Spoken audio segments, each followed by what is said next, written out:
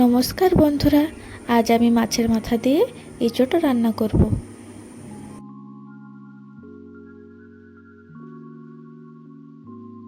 তার জন্য প্রথমে ইঁচড় ছোট ছোট পিস করে কেটে হলুদ নুন জলে রেখে দিয়েছি।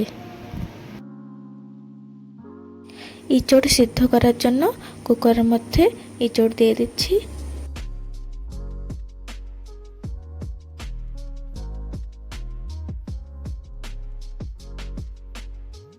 এর মধ্যে 2 কাপ জল,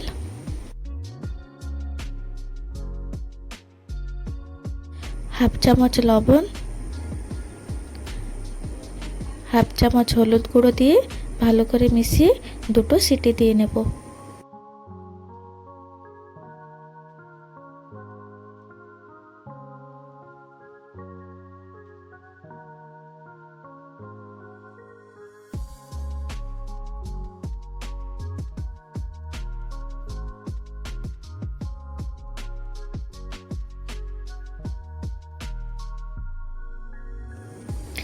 ইঁচড় সিদ্ধ হয়ে গেছে, এবার একটা প্লেটে তুলে নিচ্ছি।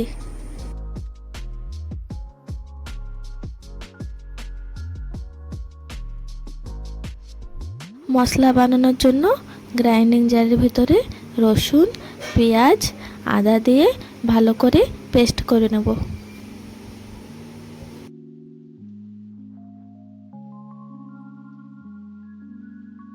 একটা কড়াই বসিয়ে এর মধ্যে সরষের তেল দিয়ে দেব।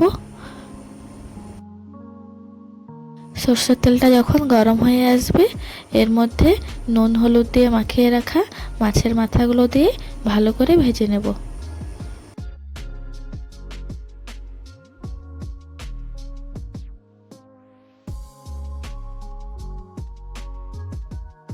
মাছের মাথাটা ভালো করে ভাজা হয়ে গেলে এরকমভাবে ভেঙে দেব। ভাজা হয়ে গেছে, এবার একটা প্লেটে তুলে নিচ্ছি।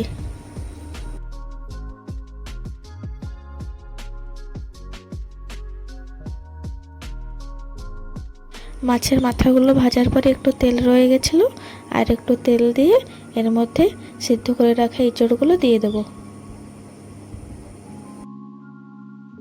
এবার একটু লবণ আর একটু হলুদ গুঁড়ো দিয়ে ভালো করে ভেজে নেব। আপনারা এখানে লবণ হলুদ না দিয়েও ভেজে নিতে পারবেন, কারণ আমরা লবণ হলুদ দিয়ে সিদ্ধ করে নিয়েছিলাম।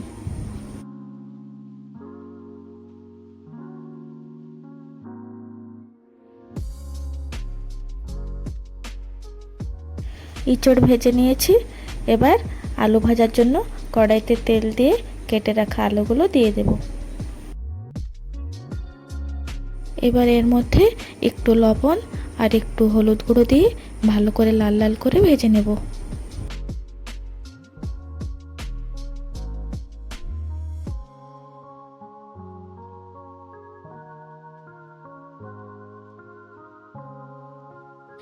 এরকম ভেজে নিয়ে রান্না করলে তরকারির স্বাদটা খুব ভালো লাগে।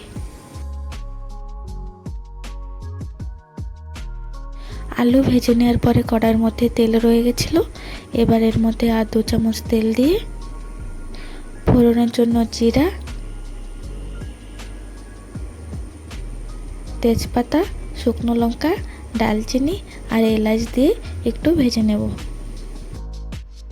কালারটা চেঞ্জ হয়ে আসলে বানিয়ে রাখা মশলা পেস্ট দিয়ে ভালোভাবে কষিয়ে নেব।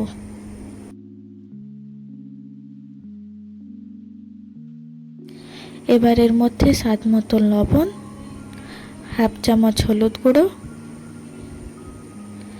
1 চামচ লঙ্কার গুঁড়ো, 1 চামচ জিরের গুঁড়ো আর 1 চামচ ধনের গুঁড়ো দিয়ে ভালো করে কষিয়ে নেব।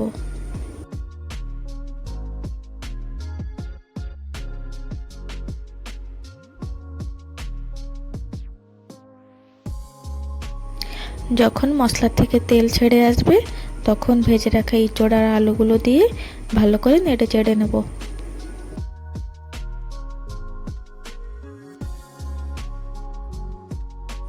কিছু সময় নেড়ে চেড়ে নিয়ে এবার ভেজে রাখা মাছের মাথাটা দিয়ে ভালো করে মশলার সঙ্গে কষিয়ে নেব।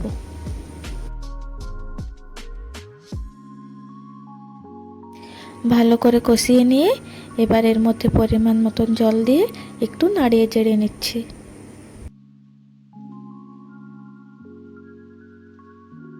ভালো করে মিশিয়ে নিলাম। এবার ঢাকা দিয়ে কিছু সময় রান্না করে নেব।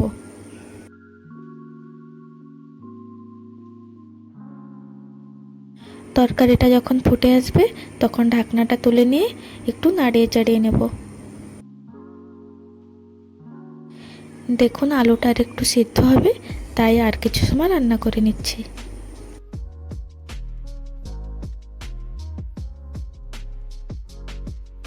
এখানে আমি গ্রেভিটা মাখা মাখায় রেখেছি। আপনারা যেরকম গ্রেভি রাখতে চাবেন সেরকম রাখতে পারবেন। এবার আমাদের তরকারিটা হয়ে এসেছে।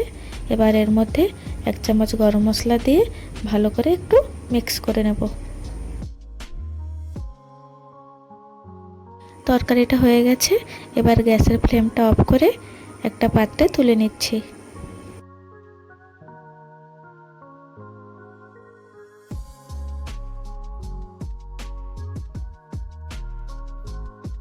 আপনারা এরকম মাছের মাথা দিয়ে এঁচোড় অবশ্যই খেয়ে দেখবেন।